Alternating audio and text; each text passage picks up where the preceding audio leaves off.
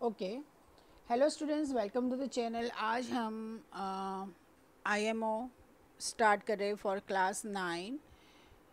Hope मैं आपके लिए इजी कर पाऊँ आईएमओ की exam. So let us start. लेकिन उसके पहले थोड़ा सा हम ओवरव्यू ले लेते हैं कि किस तरीके से क्वेश्चन आएंगे, कहाँ से आएंगे, कैसे आएंगे। ठीक है, तो क्या हमको अगर पता होता है पेपर स्टाइल और सिलेबस अगर पता है तो हम अच्छी तरह से कर पाएंगे। सो आई एम ये एसओएफ का ही फॉर्मेट है, पूरा वही है। सो टोटल क्वेश्चंस आप देखेंगे तो कितने हैं, 50 है क्वेश्चंस। टाइम लिमिट आपको 1 आवर मिल रहा है। ठीक है, उसमें टोटल पूरे एग्ज़ाम में टोटल 4 सेक्शंस है। सेक्शन 1 जो है verbal and non verbal reasoning है। वर्बल एंड नॉन वर्बल जब हम ये सेक्शन करेंगे तब हम और डिटेल में मैं आपको समझाऊंगी कि वर्बल क्या है, नॉन वर्बल क्या है। ठीक है, और हम उसकी प्रैक्टिस भी करेंगे। सेक्शन 2 है number systems, polynomials, coordinate geometry, linear equations इन 2 वेरिएबल्स। ये सारे चैप्टर्स है जो एनसीईआरटी टेक्स्ट बुक में क्लास 9 में है। लेकिन नई जो क्लास 9 की रिवाइज्ड एनसीईआरटी आई है उसमें एरियाज ऑफ पैरेललोग्राम्स नहीं है। ठीक है, कंस्ट्रक्शंस नहीं है, प्रोबेबिलिटी नहीं है, राइट। लेकिन आईएमओ में वो कैंसिल नहीं हुआ है, तो हमको इधर आईएमओ के पर्पज़ से पढ़ना तो है ही। ठीक है, स्कूल एग्ज़ाम्स के लिए आपको नहीं पढ़ना है, लेकिन यहाँ पे आपको पढ़ना है। So section 3 है, the syllabus of this section will be based on the syllabus of mathematical reasoning। मतलब ये section 2 जो है वो हमारा mathematical reasoning है और quantitative aptitude है। फिर हायर ऑर्डर थिंकिंग क्वेश्चंस है सिलेबस एज पर सेक्शन 2। मतलब कि आप समझ सकते हो कि एनसीईआरटी टेक्स्ट बुक कितनी इम्पॉर्टेंट है, क्योंकि उसके बेस पे ही सारा आईएमओ की एग्ज़ाम्स आएगी। लेकिन हाँ, कई सम्स को सॉल्व करने के तरीके अलग अलग होते हैं, तो वो हम जैसे जैसे हम टेक्स्ट बुक करेंगे वैसे वैसे आपको मैं बताती जाऊंगी कि ये सम को पर्टिकुलरली कैसे इजीली किया जा सकता है टू सेव योर टाइम। ठीक है, क्योंकि देखिए टाइम कितना है, 1 आवर है, राइट। टोटल क्वेश्चंस कितने हैं आपके पास, 50 है। ओके, तो मतलब आपको 1 पॉइंट समथिंग मिनट्स आपको मिलेगी एक क्वेश्चन के लिए, राइट। सो मतलब बहुत टफ कंपटीशन है, तो उसके लिए आपको थोड़े से ट्रिक्स भी आने चाहिए। अब थोड़ा सा और डिटेल में जाते हैं हम। तो ये जो पैटर्न जो है वो क्लास 5 से लेके क्लास 10 तक है। सेक्शंस 1 लॉजिकल रीजनिंग, 2 है मैथमेटिकल रीजनिंग, सेक्शन 3 है एवरीडे मैथमेटिक्स एंड सेक्शन 4 है अचीवर सेक्शंस। ठीक है, अब देखिए लॉजिकल रीजनिंग के 15 क्वेश्चंस आएंगे, 1 मार्क ईच, तो टोटल हुआ 50। मैथमेटिकल रीजनिंग के टोटल आएंगे 20 मार्क्स, 1 मार्क ईच और 20 मार्क्स टोटल। फिर एवरीडे मैथमेटिक्स में भी 10 क्वेश्चंस आएंगे, 1 मार्क ईच एंड 10 टोटल हुआ। अचीवर सेक्शन में 5 क्वेश्चंस आएंगे, 3 मार्क्स ईच एंड 15 टोटल है। तो यहाँ पे हम जब करेंगे तब हम डिस्कस करेंगे कि पहला कौन सा आपको अटेंड करना है, क्या सही रहेगा, आपको पहला कौन सा अटेंड करना है। ठीक है, तो ये है। और ये थोड़ा सा एक नोट है जो एसओएफ वालों ने हमें दे रखी है, that question of level 1 olympiad exams will be 60% from the current class syllabus and 40% from the previous class syllabus. मतलब कि अगर आप क्लास 9 में हो तो 60% क्लास 9 का आएगा, ठीक है, और 40% क्लास 8 में से कुछ चुने हुए क्वेश्चंस आएंगे। फिर question of level 2 olympiad exams will B from current class syllabus only, right, and questions in achiever sections will be from the current class syllabus only. ठीक है, तो होप अब आपको ये क्लियर हो गया है। ऐसा होता आप इसका स्क्रीनशॉट ले सकते हो और ऑनलाइन भी अवेलेबल है, आप गूगल भी कर सकते हो। ठीक है, तो चलिए मैं एक बड़ा सा वीडियो नहीं बनाने वाली, मैं थोड़ा थोड़ा पार्ट्स में बनाऊंगी ताकि इजी रहे समझने के लिए। तो आज हमने ये आईएमओ का किया और आज हम थोड़ा सा इंट्रोडक्शन ले लेंगे और उसके बाद फिर हम नोटबुक स्टार्ट करेंगे। मैं यहाँ पे ये नोटबुक यूज़ कर रही हूँ। ठीक है, इसके साथ साथ एक प्रीवियस ईयर क्वेश्चंस भी है, वो भी मैं आपके साथ शेयर करूँगी जब मैं वो यूज़ करूँगी, तो ताकि हमारे क्वेश्चंस क्या हो, मैच हो। अगर आप में से और कोई टेक्स्ट बुक यूज़ कर रहा है तो आप प्लीज़ मुझे बता दीजिए, और कोई डाउट है तो आप कमेंट में भी लिख सकते हैं, तो मैं आपको वहाँ के वहाँ आपको उसका सॉल्यूशन भी दे सकती हूँ। ठीक है। सो सबसे पहले फर्स्ट चैप्टर हम लेंगे नंबर सिस्टम्स।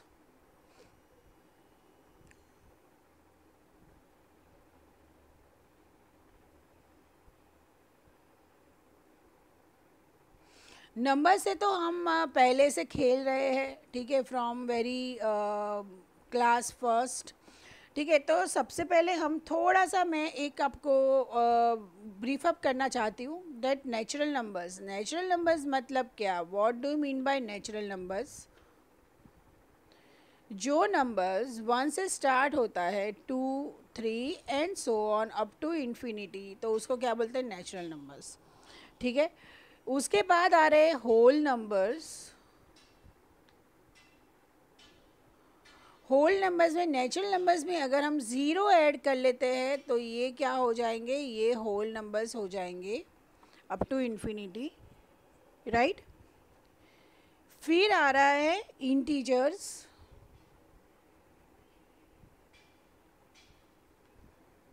इंटीजर्स में अब हम नेगेटिव नंबर्स, मतलब कि minus infinity to, -2, -1, 0, 1, 2 and up to infinity, मतलब कि सारे पॉजिटिव नंबर, सारे नेगेटिव नंबर्स इंक्लूडिंग ज़ीरो, वो सारे क्या है, इंटीजर्स है।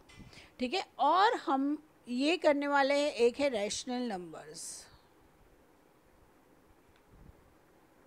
रैशनल नंबर्स, ठीक है।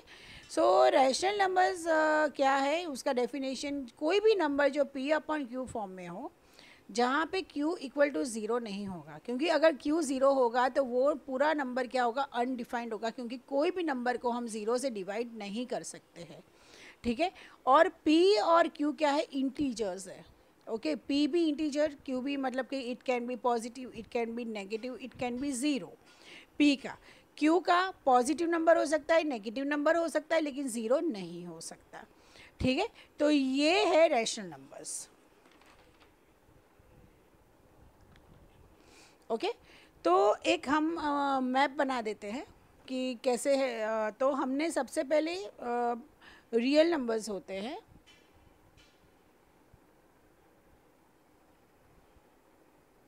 ये रियल नंबर्स टू टाइप्स के होते हैं।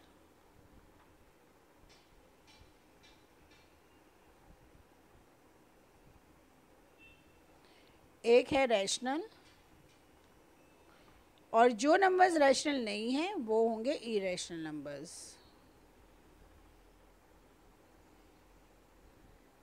ठीक है।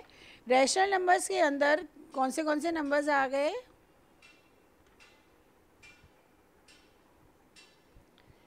First of all natural numbers, right, उसके बाद whole numbers and then integers. ठीक है। इरेशनल नंबर क्या होता है, जो नंबर रैशनल नहीं होता है वो इरेशनल नंबर्स होते हैं। ठीक है। तो irrational numbers can be two types, terminating और नॉन टर्मिनेटिंग।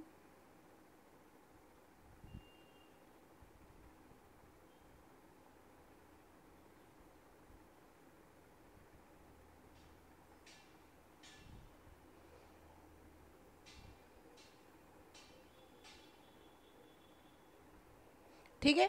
और ये नॉन टर्मिनेटिंग जो है वो टू टाइप्स के होते हैं,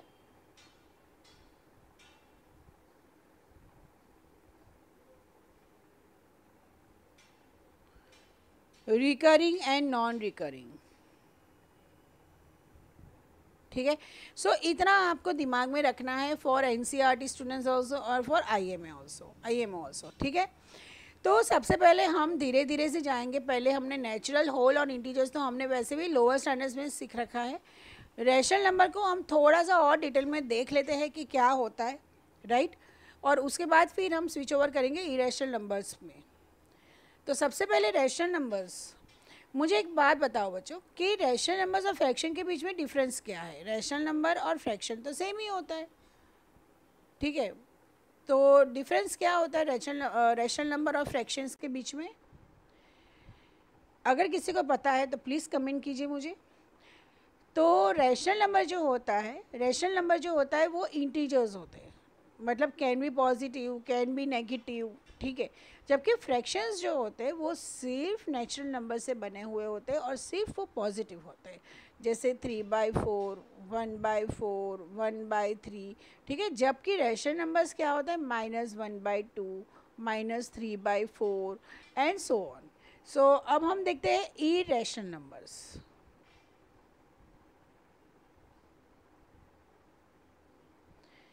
देखिए रैशनल नंबर्स तो मतलब कवर हो गए, फ्रैक्शंस भी आ गए, तो अब बचा क्या है, रूट वाले नंबर्स और डेसिमल नंबर्स, ठीक है। मतलब कि देखो √2, √3, √5, √6 एंड सो ऑन, ठीक है। मतलब रूट वाले जो भी नंबर्स है उसको हम क्या बोलते हैं, इरेशनल नंबर्स। मतलब देखिए इसमें क्या होता है ना कि रूट के अंदर पॉजिटिव नंबर भी हो सकता है, नेगेटिव नंबर भी हो सकता है, लेकिन फ़िलहाल क्लास 9 में रूट के अंदर पॉजिटिव नंबर का ही सिलेबस है। अगर रूट के अंदर नेगेटिव होता है, दैट इज़ ये होता है, तो इसको क्या बोलते हैं, इसको बोलते हैं इमेजिनरी नंबर बोलते हैं, ठीक है। जो कि सिर्फ मेंशन किया हुआ है ये, लेकिन सिलेबस में नहीं है, ये आप 11th स्टैंडर्ड्स में पढ़ोगे। सो ये पूरा आपको स्किप करना है, इसमें ज़्यादा जोर नहीं डालना है, जो इम्पोर्टेंट है वो ये है, राइट। तो एक ये नंबर है। फिर पाई जो होता है, पाई भी एक इरेशनल नंबर है। फिर कोई भी नंबर ले लो, टर्मिनेटिंग, नॉन टर्मिनेटिंग, ये, ठीक है, डेसिमल नंबर्स, वो सारे जो है वो सारे इरेशनल नंबर्स है, ठीक है। उसके बाद हमने पढ़ा कि रैशनल नंबर्स में terminating and non terminating.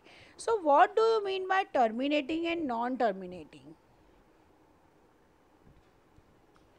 So terminating rational numbers is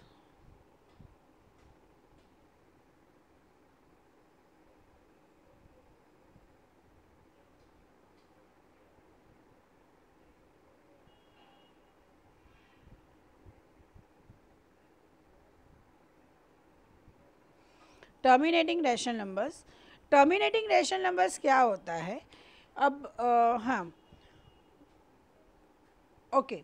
अब देखिए इरेशनल नंबर्स में है ना, जैसे हम रेशनल नंबर्स नंबर लाइन पे ड्रॉ करते हैं, ठीक है, तो वैसे ही इरेशनल नंबर को भी नंबर लाइन में ड्रॉ करना है। ऐसा एक टॉपिक इसके अंदर है, एनसीईआरटी में है, लेकिन आईएमओ पॉइंट ऑफ व्यू में वो इतना इम्पोर्टेंट नहीं है, तो वो टॉपिक पढ़ने की ज़रूरत नहीं है रिलेटेड टू आईएमओ, ठीक है। टर्मिनेटिंग रैशनल नंबर्स मतलब, टर्मिनेटिंग मतलब क्या, जो नंबर रुक जाता है, ठीक है, उसको क्या बोलते हैं, टर्मिनेटिंग बोलते हैं। मतलब जैसे देखो 5/2 ले लो तो क्या होगा, 2.5, ये रुक गया यहाँ पे। 0.5 ले लो तो 0.2 हुआ, राइट। तो ये 2.5, 0.2, मतलब जो नंबर बराबर से डिवाइड हो जाते हैं, भले वो डेसिमल हो, तो उसको क्या बोलते हैं, टर्मिनेटिंग इरेशनल नंबर्स, राइट। अब नॉन टर्मिनेटिंग क्या है,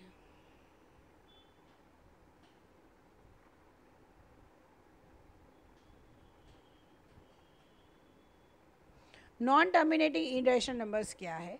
सपोज आप 1/3 ले लो तो क्या होगा, 0.3333 एंड सो ऑन, ठीक है। और चलो आप कोई भी नंबर ले लो,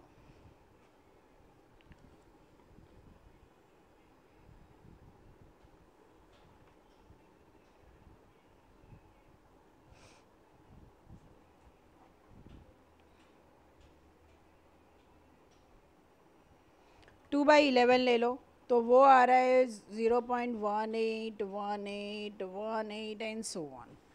फिर 1/17 ले लो तो 1/17 लेंगे आप तो 0.058823 एंड सो ऑन, मतलब वो कभी एंड ही नहीं होता, वो डिवीजन का एंड आता ही नहीं है, ठीक है। तो इसको बोलते हैं नॉन टर्मिनेटिंग, मतलब जो नंबर टर्मिनेट नहीं होते हैं, ओके। लेकिन यहाँ पे अगर आप देखेंगे नॉन टर्मिनेटिंग में भी क्या है, recurring and non recurring. Recurring मतलब नॉन टर्मिनेटिंग तो है ही, लेकिन रिकरिंग हो रहा है, मतलब एक का एक नंबर बार बार रिपीट हो रहा है। तो अगर आप देखेंगे तो इधर देखो 3 रिपीट हो रहा है, ठीक है। अब इसको है ना आसानी से, मतलब सिंपल लैंग्वेज में आप ऐसा लिख सकते हो, ऊपर बार ड्रॉ कर लेना है, ठीक है, उसका मतलब क्या है कि आपका ये 0.333333 समथिंग आ रहा है, मतलब 3 रिपीट हो रहा है। ठीक है, दूसरे में भी क्या है, ये भी रिकरिंग नंबर है, नॉन टर्मिनेटिंग रिकरिंग नंबर है। तो यहाँ पे लेकिन 1 8 रिपीट हो रहा है, तो बार जो है वो पूरा 1 8 के ऊपर आएगा।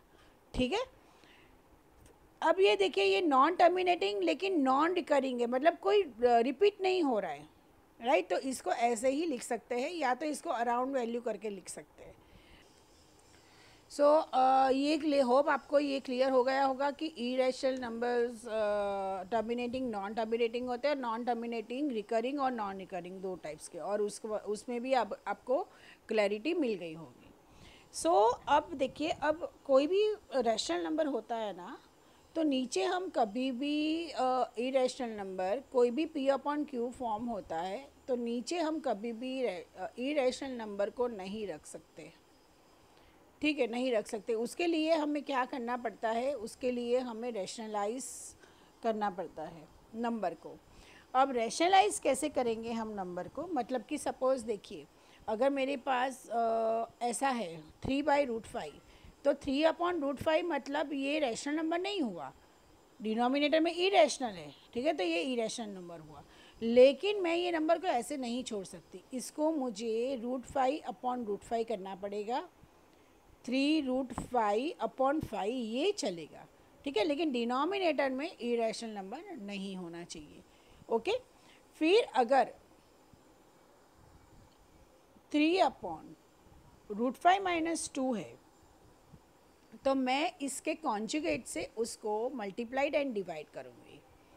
कॉन्जुगेट मतलब क्या, कि यहाँ पे माइनस है तो उसका कॉन्जुगेट क्या हुआ, यहाँ पे ये प्लस हुआ, राइट। तो ये क्या हो जाएगा, ये 3 × √5 + 2 होल अपॉन, ये हमारी आइडेंटिटी हो गई ऐसे। ठीक है, तो आंसर क्या आएगा, 3 × ओके, तो आंसर क्या आएगा, 3 × √5 + 2 होल डिवाइड बाय 5 - 4, तो 1। तो ये हो गया, डिनोमिनेटर में से ये जो रैशनल नंबर था वो हट गया। अब दूसरी बहुत इम्पॉर्टेंट चीज़ है कि जैसे देखिए, rational number plus rational number क्या होता है, ऑलवेज़ आपको रैशनल नंबर ही देगा, वो इरेशनल नंबर नहीं देगा। लेकिन rational number plus irrational number है तो वो नंबर ऑलवेज़ इरेशनल हुआ। ठीक है, फिर रैशनल माइनस इरेशनल नंबर, वो ऑलवेज़ आपको इरेशनल नंबर देगा। ठीक है,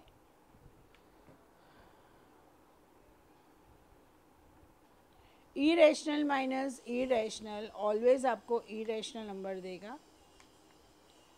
irrational number plus irrational number, वो ऑलवेज़ आपको इरेशनल नंबर देगा।